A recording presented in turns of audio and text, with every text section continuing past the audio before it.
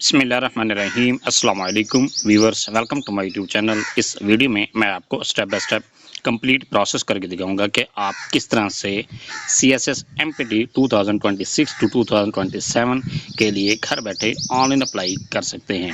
इसके लिए आप अपने मोबाइल, लैपटॉप या कंप्यूटर में गूगल क्रोम को ओपन करें। गूगल क्रोम ओपन करने के बाद आपने यहाँ पर सर्च करना है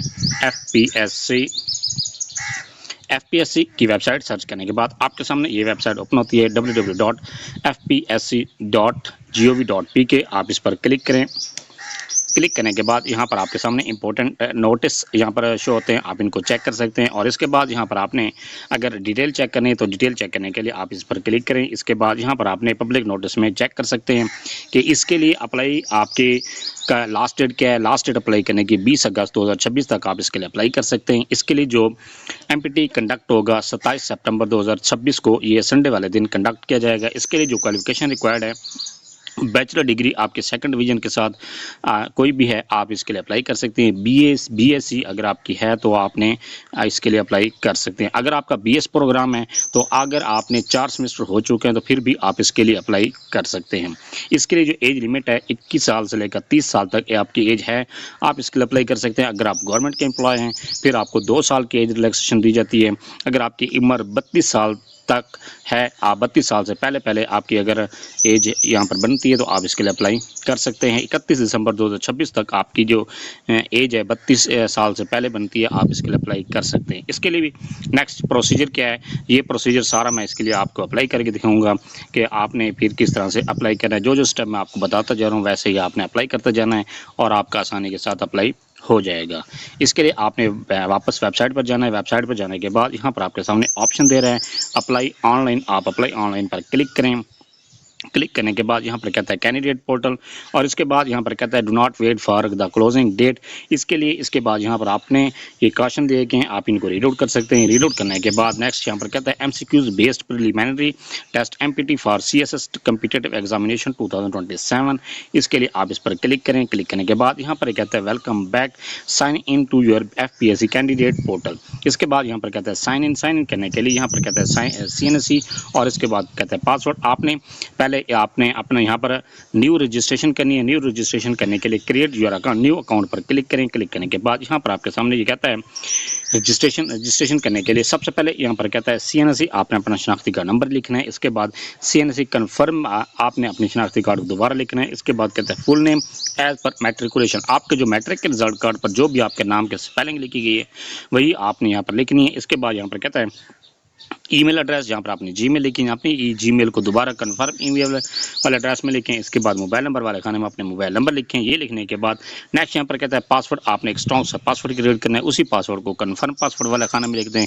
इसके बाद क्रिएट अकाउंट के बटन पर क्लिक करने के बाद यहाँ पर आप ये चेक कर सकते हैं आपका नाम यहाँ पर शो हो रहा है। इसके बाद अपना CNSE चेक करें। इसके बाद अपनी जीमेल को चेक करें। जीमेल चेक करने के बाद नेक्स्ट है यहाँ पर आप ये चेक कर सकते हैं कि आपकी जो प्रोफाइल है 13% कंप्लीट हो चुके हैं।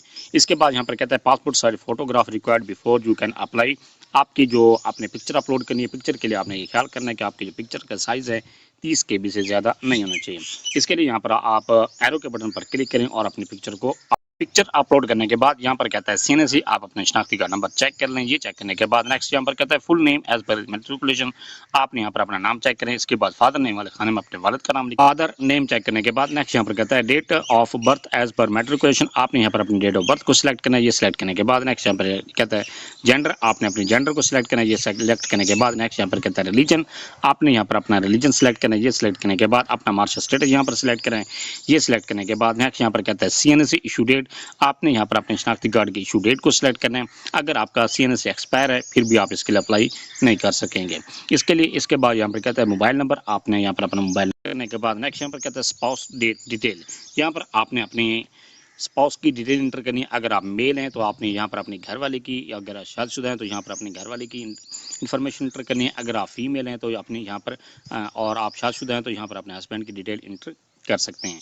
इसके लिए यहाँ पर कहता है स्पाउस नेम वाले खाने में अपने स्पाउस का नाम लिखें, उसकी एज लिखें, नेशनलिटी लिखें। एजुकेशन वाले खाने में उसकी एजुकेशन लिखें। ऑक्यूपेशन वाले खाने में उसका ऑक्यूपेशन लिखें और उसके बाद डेजिग्नेशन वाले खाने में उसका डेजिग्नेशन डेजिग्नेशन लिखने के बाद नेक्स्ट यहाँ पर कहता है कि एड्रेस एंड कंटैक्ट, यहाँ पर आपने अपना एड्रेस लिखना है, जो भी आपका एड्रेस है वो यहाँ पर आपने मुकम्मल एड्रेस लिखना है। इसके बाद परमानेंट एड्रेस वाले खाने में आपने अपना परमानेंट एड्रेस लिखना है। इसके बाद ऑफिस फ़ोन, यहाँ पर आपने PTCL नंबर लिखना है, अगर आपका है तो लिख दें, अगर नहीं है तो इसको खाली छोड़ दें। इसके बाद यहाँ पर कहता है रेजिडेंस फ़ोन, यहाँ पर आपने रेजिडेंस, अगर आपका PTCL यहाँ पर भी आपका PTCL नंबर है तो इसको लिख सकते हैं, अगर नहीं है तो इसको खाली छोड़ सकते हैं। इसके बाद यहाँ पर कहता है सेकेंडरी ईमेल, अगर आपकी जीमेल एक और है तो उसको लिख दें, अगर नहीं है तो इसको खाली। इसके बाद यहाँ पर कहता है डोमिसाइल इन्फॉर्मेशन, यहाँ पर आपने अपने डोमिसाइल यहाँ पर सिलेक्ट करना है, आपने पहले प्रोविंस सेलेक्ट करना है। ये सिलेक्ट करने के बाद नेक्स्ट यहाँ पर कहता है डिस्ट्रिक्ट, आपने अपना डिस्ट्रिक्ट को सिलेक्ट करना है, जो भी आपका डिस्ट्रिक्ट है वो यहाँ पर आपने इस तरह से ये सिलेक्ट करने के बाद नेक्स्ट यहाँ पर कहता है डोमिसाइल इशू डेट, यहाँ पर आपने अपनी डोमिसाइल की इशू डेट को सिलेक्ट करना है। सबसे पहले यहाँ पर आपने अपना ईयर सिलेक्ट करना है कि आपका जो डोमिसाइल है किस साल में बना है, इससे ये सिलेक्ट करने के बाद नेक्स्ट यहाँ पर कहता है फिर आपने यहाँ पर मंथ सिलेक्ट करना है और डेट को सिलेक्ट कर देना है। ये सिलेक्ट करने के बाद नेक्स्ट टाइम सेव, तो आप सेव के बटन पर क्लिक करने के बाद यहाँ पर कहता है एजुकेशन रिकॉर्ड, आपने अपना एजुकेशन का रिकॉर्ड को एंटर करना है। सबसे पहले यहाँ पर ये नोट दिया गया at least 3 education record are required to submit an application, आपने यहाँ पर मैट्रिक, इंटरमीडिएट और ग्रेजुएशन तक की क्वालिफिकेशन लाजमी एंटर करनी है। अगर आपके हाईएस्ट क्वालिफिकेशन है, आपने MPhil MSc और इसके बाद MPhil PhD की हुई है, वो भी यहाँ पर आप इंटर कर सकते हैं। अपनी क्वालिफिकेशन को इंटर करने के लिए आप ऐड के बटन पर क्लिक करें। क्लिक करने के बाद यहाँ पर कहता है आपने क्वालिफिकेशन को सिलेक्ट करना है। ये सिलेक्ट करने के लिए यहाँ पर आपने जो भी कैटेगरी है वो यहाँ पर आपने सबसे पहले सिलेक्ट करनी है। जो इसमें सबसे पहले आपने लोएस्ट क्वालिफिकेशन को सिलेक्ट करना है। मैं यहाँ पर जो आपकी लोएस्ट क्वालिफिकेशन है वो मैट्रिक है, यहाँ पर मैट्रिक सिलेक्ट करने के बाद नेक्स्ट यहाँ पर कहता है बोर्ड और यूनिवर्सिटी, यहाँ पर आपने बोर्ड या यूनिवर्सिटी का नाम यहाँ पर सिलेक्ट करना है। जहाँ से भी आपने अपनी क्वालिफिकेशन हासिल की है वो यहाँ पर आपने सिलेक्ट करनी है।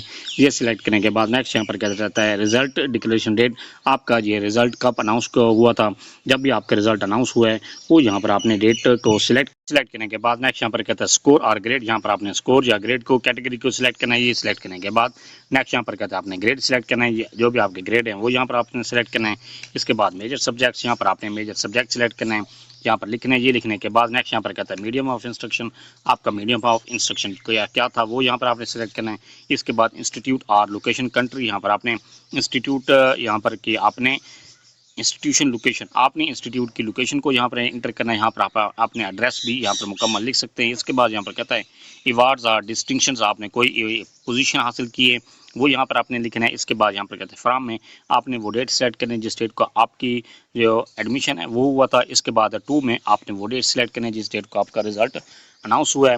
ये सिलेक्ट करने के बाद नेक्स्ट यहाँ पर कहता है ओके, तो आप ओके ट्रैक को सिलेक्ट करने के बाद यहाँ पर आपने चेक कर सकते हैं आपकी क्वालिफिकेशन इंटर हो चुकी है। अगर आपको क्या लगता है कि कहीं पर आपके क्वालिफिकेशन में मिस्टेक है, आप यहाँ पर पेंसिल के निशान पर क्लिक करके इसको चेंज कर सकते हैं। इसके बाद फिर आपने यहाँ पर इंटरमीडिएट को इंटर करना है। इंटरमीडिएट इंटर करने के लिए आप ऐड के बटन पर अपनी क्वालिफिकेशन को एंटर करने के बाद यहाँ पर आप ये चेक कर सकते हैं कि आपकी क्वालिफिकेशन एंटर हो चुकी है। इसके बाद यहाँ पर कहता है एक्सपीरियंस डिटेल, यहाँ पर आपने अपने एक्सपीरियंस को एंटर करना है। एक्सपीरियंस एंटर करने के लिए आप एक्सपीरियंस डिटेल पर क्लिक, अगर आप फ्रेश कैंडिडेट हैं फिर आपको यहाँ पर एक्सपीरियंस इंटर करने की ज़रूरत नहीं है। अगर आप ऑलरेडी गवर्नमेंट सर्वेंट हैं या आपने का किसी भी इदारे में आप सर्विस कर रहे हैं फिर आपने यहाँ पर अपने एक्सपीरियंस को इंटर कर सकते हैं। इसके लिए यहाँ पर आपने आप ऐड के बटन पर क्लिक करें। क्लिक करने के बाद पोस्ट वाले खाने में या डेजिग्नेशन वाले खाने में अपना डेजिग्नेशन या पोस्ट का नाम लिखें। ऑर्गेनाइजेशन वाले खाने में अपने इदारे का नाम लिखना है। इसके बाद BPS वाले और स्केल वाले खाने में अपने स्केल लिखना है। इसके बाद फ्रॉम डेट में आपने वो डेट सिलेक्ट करनी है जिस डेट को आपकी जॉब स्टार्ट हुई थी। इसके बाद टू डेट में आपने वो डेट सिलेक्ट करनी है जिस डेट को आपकी जॉब एंड हुई है। इसके बाद जॉब स्टेटस यहाँ पर आपने सिलेक्ट करना है, करंट है या प्रीवियस है जो भी है वो यहाँ पर आपने इंटर करना है। इसके बाद जॉब की नेचर यहाँ पर आपने सिलेक्ट करनी है। इसके बाद मेन ड्यूटीज जो हैं वो यहाँ पर आपने सिलेक्ट करनी है। इसके बाद ऑर्गेनाइजेशन या यहाँ पर आपने सिलेक्ट करना है, जो भी आपके ऑर्गेनाइजेशन है वो यहाँ पर आपने सिलेक्ट करना है। इसके बाद ओके के बटन पर क्लिक करें। ओके पर क्लिक करने पर आपका जो एक्सपीरियंस है वो इंटर हो जाता है। सेम इसी तरह से अगर आपके एक से ज़्यादा डिपार्टमेंट में एक्सपीरियंस है 1 बाय 1 करके आपने इनको इसी तरह से इंटर कर अपने एक्सपीरियंस को इंटर करने के बाद नेक्स्ट यहाँ पर कहता है कोर्सेज और ट्रेनिंग। यहाँ पर आपने अपने कोर्सेज या ट्रेनिंग, अगर आपने कोई कोर्स किया हुआ है, स्पेशल कोर्स है, कंप्यूटर जिस तरह से कोर्स होता है, या आपने कोई और कोर्स किया हुआ है तो वो यहाँ पर आप इंटर कर सकते हैं, या आपने कोई ट्रेनिंग हासिल की तो उसको इंटर कर सकते हैं। इंटर करने के लिए यहाँ पर ऐड पर क्लिक करते हो तो यहाँ पर कहते हैं कोर्स टाइटल, आपने कोर्स का टाइटल लिखना है। इंस्टीट्यूट वाला खाना में इदारे का नाम लिखें। स्टार्ट डेट में आपने वो डेट सेलेक्ट करनी जिस डेट को आपने ये इदारा ज्वाइन किया था या आपने कोर्स ज्वाइन किया था, आपने कोर्स स्टार्ट किया था। इसके बाद एंड डेट में आपने वो डेट सेलेक्ट करनी जिस डेट को आपकी ये एंड हुआ था। इसके बाद नेचर वाले खाने में आपने नेचर यहाँ पर सिलेक्ट लिखनी है। इसके बाद रिजल्ट या ग्रेड वाले खाने में आपने ग्रेड लिखना है। इसके बाद इंस्टीट्यूशन वाले लोकेशन वाले खाने में आपने इंस्टीट्यूट या इदारे का यहाँ पर एड्रेस लिखना है। ये लिखने के बाद ओके के बटन पर क्लिक करें। ओके पर क्लिक करें पर आपकी जो आपका ट्रेनिंग है या कोर्स है वो यहाँ पर एंटर हो जाता है। सेम इसी तरह से अगर आपके पास एक से ज़्यादा कोर्सेज हैं वो यहाँ पर आप इंटर कर सकते हैं। अगर फ्रेश कैंडिडेट हैं फिर आपको यहाँ पर कोर्सेज, अगर आपके पास कोई भी कोर्स नहीं है फिर आप यहाँ पर कोर्स इंटर करने की ज़रूरत है। कोर्सेज इंटर करने के बाद नेक्स्ट यहाँ पर कहता है एक्स्ट्रा करिकुलर एक्टिविटीज़। अगर आपकी कोई एक्स्ट्रा करिकुलर एक्टिविटीज़ हैं वो यहाँ पर आपने इंटर कर देनी। इंटर करने के लिए ऐड के बटन पर क्लिक करें। इसके बाद यहाँ पर एक्टिविटी का नाम लिखें। ये लिखने के बाद फ्रॉम डेट में आपने वो डेट सिलेक्ट करनी है जिसको आपने वो डेट एक्टिविटी स्टार्ट की थी। टू डेट में आपने वो डेट सिलेक्ट करनी है जिस डेट को आपकी एक्टिविटी खत्म हुई है। इसके बाद ओके के बटन पर क्लिक करें। ओके पर क्लिक करें पर आपकी जो एक्टिविटी वो सेव हो जाती है। सेम इसी तरह से अगर आपने कि एक से ज़्यादा एक्टिविटीज़ हैं उनको यहाँ पर आपने वन बाय वन एक्टिविटीज़ को इंटर करने के बाद नेक्स्ट यहाँ पर कहता है पेरेंट्स पार्टिकुलर्स। यहाँ पर आपने अपने वालिदैन की इन्फॉर्मेशन को इंटर करना है। इंटर करने के लिए सबसे पहले यहाँ पर कहता है ऐड फादर। आपने अपने वालिद की इन्फॉर्मेशन को इंटर करना है। नेम वाले खाने में अपने वालिद का मुकम्मल नाम यहाँ पर लिखें। क्वालिफिकेशन वाले खाने में अपने वालिद की यहाँ पर क्वालिफिकेशन लिखें। ऑक्यूपेशन वाले खाने में अपने वालिद का ऑक्यूपेशन लिखें। इसके बाद एज वाले खाने में एज लिखें। इसके बाद ऑक्यूपेशन एट बर्थ, आपके जो वालिद का ऑक्यूपेशन था वो क्या था बर्थ के टाइम। इसके बाद स्टेटस एट बर्थ, आपके स्टेटस क्या था वो यहाँ पर आपने सेलेक्ट करना है। आपके वालिद का जो स्टेटस है जिंदा है तो अलाइव पर क्लिक कर दें, अगर फौत हो चुके हैं तो फिर यहाँ पर डेड पर क्लिक करना है। इसके बाद यहाँ पर कहता है करंट स्टेटस क्या है, जो भी करंट स्टेटस है वो यहाँ पर आपने सेलेक्ट करना है। इसके बाद यहाँ पर कहता है अदर इनकम, वो यहाँ पर आपने लिख देनी है अगर कोई और इनकम का सोर्स है। यहाँ पर आपने ये ख्याल करना है कि ऑक्यूपेशन एट बर्थ, आपकी जो पैदाइश के वक्त आपके वालिद का ऑक्यूपेशन था वो यहाँ पर आपने लिखना है। इसके बाद यहाँ पर कहता है स्टेटस एट बर्थ में आपने वो स्टेटस लिखना है कि आपके जो आप जब आप पैदा हुए थे आपके वालिद जिंदा थे या फौत हो चुके थे वो यहाँ पर आपने स्टेटस सेलेक्ट करना है। इसके बाद करंट स्टेटस में जब आप अब अप्लाई कर रहे हैं उस वक्त यहाँ पर आपने अपना स्टेटस सेलेक्ट करना है। ये सेलेक्ट करने के बाद ओके पर क्लिक कर दें। इसके बाद यहाँ पर आपने सेम इसी तरह से मदर इन्फॉर्मेशन एंटर करनी है। मदर इन्फॉर्मेशन के लिए ऐड मदर पर क्लिक करते तो मदर का नाम लिखें, क्वालिफिकेशन लिखें, ऑक्यूपेशन लिखें, एज लिखें, ऑक्यूपेशन एट बर्थ यहाँ पर लिखना है। इसके बाद स्टेटस यहाँ पर लिखना है, करंट स्टेटस यहाँ पर लिखना है। इसके बाद अदर इनकम अगर है तो वो यहाँ पर आपने लिख देनी है, अगर नहीं है तो इसको खाली छोड़ दें। इसके बाद ओके पर क्लिक कर दें। इस तरह से आपके फादर और मदर की इन्फॉर्मेशन ऐड हो जाएगी। ये ऐड करने के बाद नेक्स्ट यहाँ पर कहता है ब्रदर और सिस्टर, यहाँ पर आपने इन्फॉर्मेशन एंटर करनी है ब्रदर या सिस्टर्स की, जितने भी आपके बहन भाई आपसे चाहे बड़े हैं, शादी हो चुकी है चाहे नहीं हुई, उन तमाम की यहाँ पर आपने इन्फॉर्मेशन एंटर करनी है। एंटर करने के लिए ऐड के बटन पर क्लिक करें। यहाँ पर कहता है टाइप आपने सेलेक्ट करनी है। इसके बाद उसका नाम लिखें, एज लिखें, एजुकेशन लिखें और ऑक्यूपेशन यहाँ पर लिख देनी है। ये आपने इस तरह से वन बाय वन करके तमाम अपने बहन भाइयों की इन्फॉर्मेशन को एंटर करना। अपने बहन भाइयों की इन्फॉर्मेशन को एंटर करने के बाद नेक्स्ट यहाँ पर कहता है फैमिली इनकम। फैमिली इनकम के लिए यहाँ पर आपने ऐड के बटन पर क्लिक करें। इसके बाद फैमिली मेंबर, आपने फैमिली मेंबर को सिलेक्ट करना है। यहाँ पर कहता है ऐड फादर और mother under parent particulars to list them here. यहाँ पर आपने अपने जो वालिदैन को इन्फॉर्मेशन आपने एंटर की थी उनकी यहाँ पर आपने इन्फॉर्मेशन यहाँ पर इनकम लिखनी है। आप चाहे वालिद की इन्फॉर्मेशन यहाँ पर लिख रहे हैं, उसकी आपने इनकम लिख रहे हैं तो वालिद को यहाँ पर सिलेक्ट कर दें। अगर मदर की यहाँ पर इनकम लिख रहे हैं तो मदर को यहाँ पर आपने लिख देना है, सिलेक्ट करना है। उसके बाद बहन भाइयों की इनकम अगर है तो वो उसको आपने सिलेक्ट करके यहाँ पर लिख देना है, अगर नहीं है तो आप इसको खाली रहने दें। इसके लिए यहाँ पर आपने पहले सिलेक्ट करना है। सिलेक्ट करने के बाद फिर आपने एनुअल इनकम में आपने इनकम सिलेक्ट करनी है, ये कि लिखनी है कितनी इनकम है इनकी बन जाती है वो यहाँ पर आपने लिखना है। इसके बाद ओके पर क्लिक करें। ओके पर क्लिक करने पर यहाँ पर आपके सामने इनकम शो हो जाएगी। इसके बाद यहाँ पर क्या है टोटल इनकम आपके सामने जितनी भी आपके तमाम फैमिली मेम्बर्स की इनकम होगी वो यहाँ पर आपके सामने शो हो जाएगी। ये से सिलेक्ट करने के बाद और ये इंटर करने के बाद नेक्स्ट यहाँ पर कहते हैं रिसर्च और पब्लिकेशंस। आप रिसर्च और पब्लिकेशंस पर पब्लिकेशंस ये उनके लिए होती है जिनकी MS, MPhil या PhD है, वो अगर उन्होंने कोई भी अपनी रिसर्च या पब्लिकेशंस की है उनकी यहाँ पर आपने इन्फॉर्मेशन इंटर कर सकते हैं। इंटर करने के लिए ऐड के बटन पर क्लिक करें। क्लिक करने के बाद आपने अपने पब्लिकेशन का या रिसर्च का टाइटल लिखना है। इसके बाद जर्नल का नाम लिखें, पब्लिशर का नाम लिखें, डेट ऑफ पब्लिकेशन लिखें और ओके पर क्लिक कर दें। ये लिखने के बाद ये सिलेक्ट करने के बाद आपकी जो पब्लिकेशन है वो एंटर सेव हो जाती है। सेम इसी तरह से एक से ज़्यादा अगर आपकी पब्लिकेशन या रिसर्चेज हैं वो यहाँ पर आपने वन बाय वन करके इंटर कर के बाद यहाँ पर कहता है लैंग्वेज, आपने यहाँ पर लैंग्वेज को सिलेक्ट करना है, जो भी आपकी लैंग्वेज है वो यहाँ पर आपने सिलेक्ट करना है। सिलेक्ट करने के लिए यहाँ पर कहता है ऐड लैंग्वेज में पर क्लिक करते हैं तो यहाँ पर कहता है आपकी जो लैंग्वेज है वो यहाँ पर आपने इस तरह से ये लिख देनी है।